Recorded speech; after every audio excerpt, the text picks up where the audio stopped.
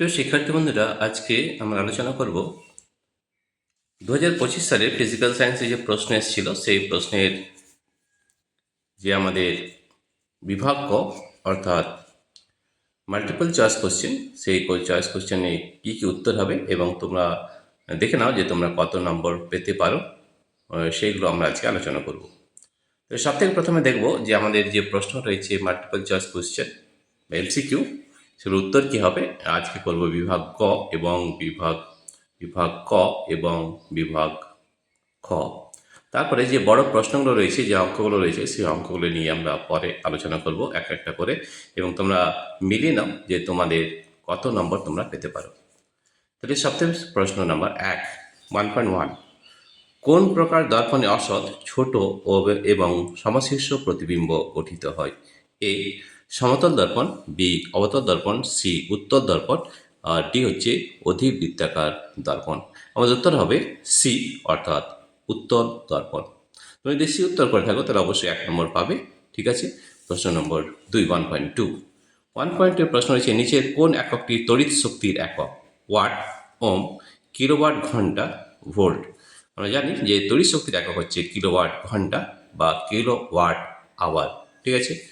এরপরে 1.3তে রয়েছে, নিচের কোন রশ্মিটির গ্যাসকে আয়নিত করার ক্ষমতা সর্বাধিক? আলফা রশ্মি, বিটা রশ্মি, গামা রশ্মি এবং আলোক রশ্মি। আমরা জানি যে আয়নিত করার ক্ষমতা সব থেকে বেশি কিন্তু আলফা রশ্মিতে। উত্তর হবে এ অর্থাৎ আলফা রশ্মি। এরপরে আমাদের কি রয়েছে সেটা আমরা আরেকবার দেখে নেব। Question number 1.4। 1.4-এ দেখা কোশ্চেনটা রয়েছে যে ফিউজ তারের বৈশিষ্ট্য হলো উচ্চ রোধ, নিম্ন গলনাঙ্ক, নিম্ন রোধ, উচ্চ গলনাঙ্ক, নিম্ন রোধ, নিম্ন গলনাঙ্ক, উচ্চ রোধ, উচ্চ গলনাঙ্ক। আমাদের উত্তর হবে 1.4-এর এ অর্থাৎ উচ্চ রোধ, নিম্ন গলনাঙ্ক। ঠিক আছে। উত্তর হবে এ উচ্চ রোধ, নিম্ন গলনাঙ্ক। ঠিক আছে। কোশ্চেন 1.5, আধুনিক দীর্ঘ পর্যায় সারণীতে মোট কয়টি শ্রেণী রয়েছে? 7, 15, 17 এবং 18। আমরা জানি আমাদের শ্রেণী হচ্ছে 18। উত্তর হবে ডি অর্থাৎ 18। Question number 1.6।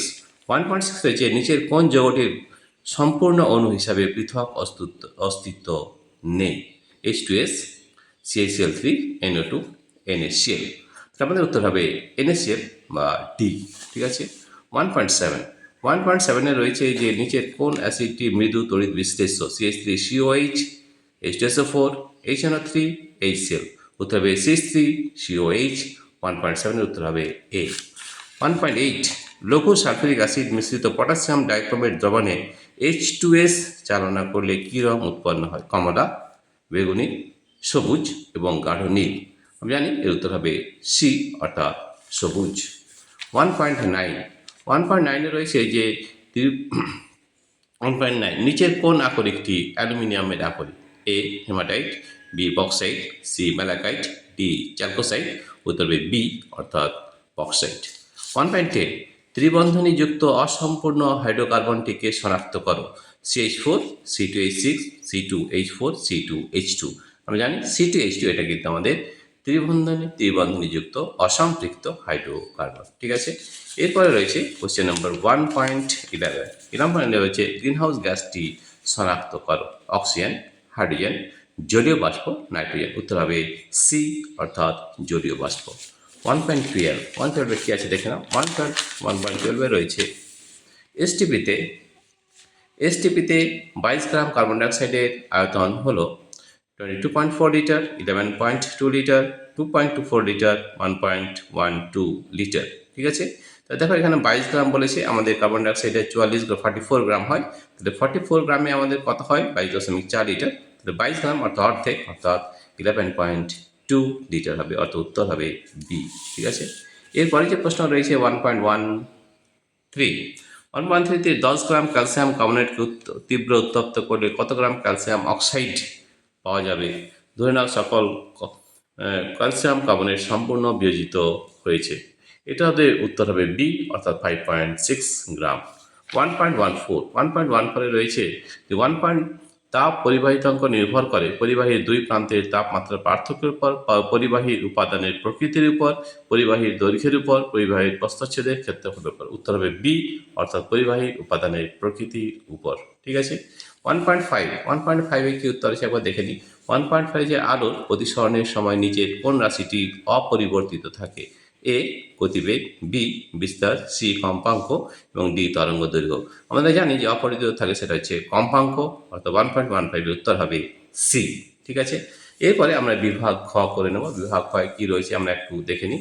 বিভাগ খয়ে রয়েছে আলোক রশ্মির প্রতিসরণের সময় আপতন কোণের কোন মানের জন্য স্নেহের সূত্রটি প্রযোজ্য নয়? এটা আমরা জানি যে আমাদের স্নেহের সূত্র কি হয়, সাইন আই বাই সাইন আর সমান ধ্রুবক বা কনস্ট্যান্ট হয়। ঠিক আছে। এটা আমাদের আই যদি 0 হয়, ঠিক আছে, আই যদি 0 হয় তাহলে দেখো সাইন 0 বাই সাইন 0, সাইন 0 মান কত হয়? তাহলে সাইন যখন আই যখন 0 অর্থাৎ আপতন কোণ যদি 0 হয় তাহলে কিন্তু আমাদের এই স্নেহের সূত্রটি কিন্তু প্রযোজ্য নয়। অর্থাৎ আপতন কোণ, অ্যাঙ্গেল অফ ইনসিডেন্স যদি 0 হয় তাহলে কিন্তু আমাদের আপতন কোণের মান যদি 0 হয় তাহলে কিন্তু স্নেহের সূত্র সেখানে প্রযোজ্য হয় না। 2 নম্বর প্রশ্ন রয়েছে বর্তমানে তড়িৎ বর্তনীতে ফিউজ তারের পরিবর্তে কি ব্যবহার করা হয়? আমরা তড়িৎ ফিউজ তারের পরিবর্তে কি ব্যবহার করা হয়? আমরা এমসিবি ব্যবহার করি, যেটাকে বলা হয় miniature circuit breaker. MCB. 224 100 watt বাল্বের রোধ কত? তাহলে আর ইকুয়াল টু কি হয়? P by V square. তাহলে পি বাই ভি স্কোয়ার এই সূত্রে যদি আমরা প্রয়োগ করি তাহলে আমাদের উত্তর হবে 484 ওম। ঠিক আছে। তেজস্ক্রিয়তার এসআই এককটি লেখো। তেজস্ক্রিয়তার এসআই এককটি হচ্ছে বেকারেল। আমরা জানি যে তেজস্ক্রিয়তার এসআই একক হয় বেকারেল। ঠিক আছে, বিকিউ বা বিকিউ লিখলেও হবে বেকারেল। ঠিক আছে। ইউরেনিয়াম 235 এর থেকে একটি বিটা কণা নির্গত হলে পারমাণবিক সংখ্যার কি পরিবর্তন করবে? আমরা জানি ইউরেনিয়াম 235 থেকে একটি বিটা কণা যদি নির্গত হয় তাহলে সেখানে আমাদের যে পারমাণবিক সংখ্যা সেটা 1 বেড়ে যায়, অর্থাৎ এক পারমাণবিক সংখ্যার 1 একক বৃদ্ধি পাবে। ঠিক আছে। এই যে আমাদের ম্যাচিং রয়েছে, এই ম্যাচিংটা একটু ভালো করে দেখে নাও। এই ম্যাচিংটাও আমরা একটু করে দেখাচ্ছি যে ম্যাচিংয়ে আমাদের কী কী হতে পারে। তবে জার্মান সিলভার উপস্থিত থাকে। জার্মান সিলভার দুটো জিনিস উপস্থিত, এখানে দুটোই দেওয়া রয়েছে, জিঙ্ক এবং নিকেল। যারা জিঙ্ক লিখেছো তারাও নাম্বার পাবে এবং যারা নিকেল লিখেছো তারাও কিন্তু নাম্বার পাবে। ঠিক আছে। বি ইউরেনিয়ামের মৌল হবে পিইউ। এটা আমরা জানি যে ইউরেনিয়াম মতো হচ্ছে পিইউ। ক্যালামাইন থেকে নিষ্কাশিত ধাতু হবে উত্তর হবে জিঙ্ক বা জেডেন। ঠিক আছে। পর্যায় সারণীর দ্বিতীয় পর্যায়ে অবস্থিত ক্ষারীয় ধাতু হবে লিথিয়াম। কি হবে? লিথিয়াম। তো এটি যদি 4টে প্রশ্ন যদি ঠিক মতো করো তাহলে কিন্তু 4 নম্বর প্রশ্নের উত্তর পেয়ে যাবে। ঠিক আছে। এবার আমরা দেখাবো যে কোন অঙ্কটা কতটা করলে তুমি কত নম্বর পাবে সেটাও কিন্তু আমরা আলোচনা করব। তাহলে দেখো 2.5 আমরা করলাম।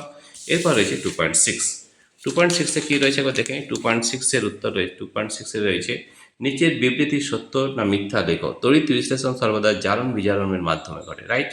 তা আমরা জানি যে জারণ বিজারণ সব সময় তড়িৎ বিশ্লেষণ যখন হয় জারণ এবং বিজারণ দুটোই ঘটে, তাহলে এটা উত্তর হবে সত্য। অ্যাসিড মিশ্রিত জল তড়িৎ বিশ্লেষণের ফলে ক্যাথোডে কোন গ্যাস উৎপন্ন হয়? ক্যাথোডে আমাদের হাইড্রোজেন গ্যাস উৎপন্ন হয়। ঠিক আছে। এরপর নিচের কোনটি তড়িৎ বিশ্লেষ্য? চিনির জলীয় দ্রবণ, ইথানল এবং অ্যাসেটিক অ্যাসিড। আমরা জানি তড়িৎ বিশ্লেষ্য হচ্ছে অ্যাসেটিক অ্যাসিড, CH3COH। ঠিক আছে, অ্যাসেটিক অ্যাসিড অর্থাৎ এইটা হয়। ঠিক আছে। 2.8 বলা আছে যে কি ঘটবে যদি লোহার চামচকে অ্যাসিড মিশ্রিত কপার সালফেট দ্রবণে ডোবানো হয়? তাহলে আমাদের কী হবে? Deposition of copper. ঠিক আছে। আমাদের কী হবে? ডিপোজিশন, অর্থাৎ ওই deposition of copper on spoon, এই চামচের মধ্যে আমাদের কপারটা কিন্তু ডিপোজিট হবে। ঠিক আছে। কিংবা আমরা বলতে পারি যে iron displaces or blue colour sulphate solution. ঠিক আছে। আমাদের কপারকে ডিসপ্লেস করবে আয়রন, অর্থাৎ আমাদের যে সূত্রটা বা সংকেতটা সেটা আমাদের লিখতে হবে। কি লিখতে হবে? যে FeSO4 প্লাস Cu সমান CuSO4 প্লাস Fe। ঠিক আছে। Feটা আমাদের রিপ্লেস হবে, অর্থাৎ আয়রনটাকে রিপ্লেস হবে। হেবার পদ্ধতিতে অ্যামোনিয়া প্রস্তুতির জন্য কোন ধাতুটি অনুঘটক হিসাবে ব্যবহার করা হয়? এটা আমাদের হবে লৌহ চূর্ণ। ঠিক আছে। কোশ্চেন নাম্বার অথবা দিয়ে দেওয়া রয়েছে CaC2 plus N2 CaNCN plus or CaCN2, এটাও লিখতে পারো বা CaNCN লিখলেও হবে। কোশ্চেন নাম্বার 2.10 থার্মিট পদ্ধতিতে কোন ধাতু নিষ্কাশিত? আমরা জানি থার্মিট পদ্ধতিতে আমাদের ধাতু নিষ্কাশিত হয় আয়রন, ক্রোমিয়াম বা ম্যাঙ্গানিজ। ঠিক আছে। নিচের 2.11 নিচের জৈব যৌগটি আইউপিএসি নাম লেখো। আইউপিএসি নাম দেখো, এখানে দেখো CH3 এখানে দেখো 3টে কার্বন রয়েছে, তাহলে এটা অবশ্যই প্রোপেন হবে। এবং এই ব্রোমিনের যে আমাদের পজিশন সেটা 1 2 3, 2 নম্বর পজিশনে রয়েছে, উত্তর হবে 2 ব্রোমো প্রোপেন। ঠিক আছে, এরপর রয়েছে আমাদের অবস্থানগত আইসোমেরিজম বা সমবায়তার উদাহরণ দাও।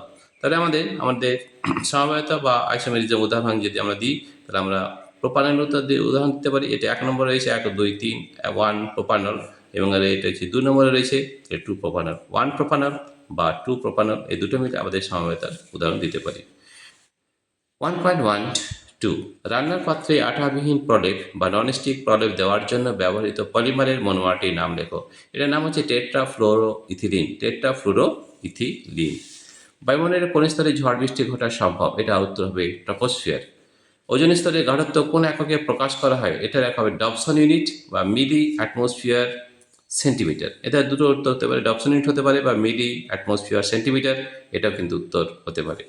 রেফ্রিজারেটর থেকে নির্গত গ্রিনহাউস গ্যাসটির নাম লেখো। এটা হবে সিএফসি বা এইচএফসি। যারা লিখেছো তারাও কিন্তু নাম্বার পাবে।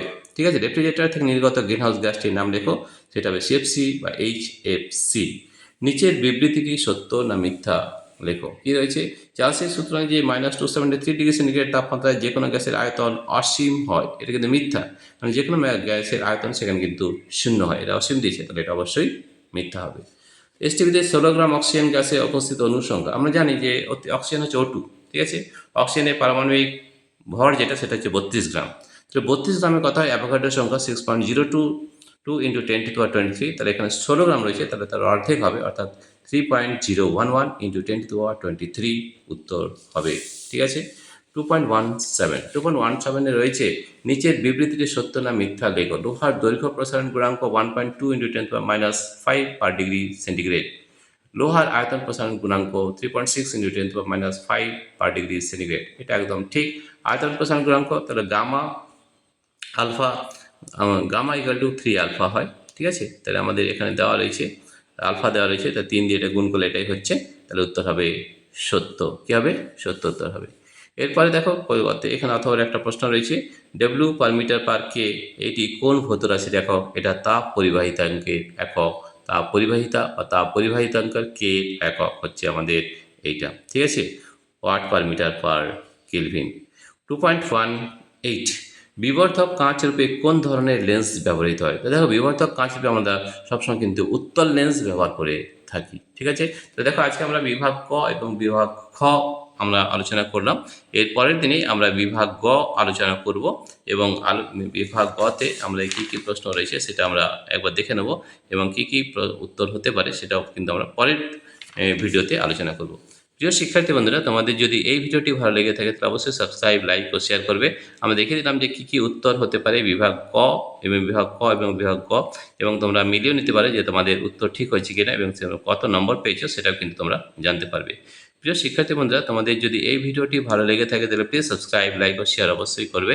Thank you everybody for watching this video. Thank you.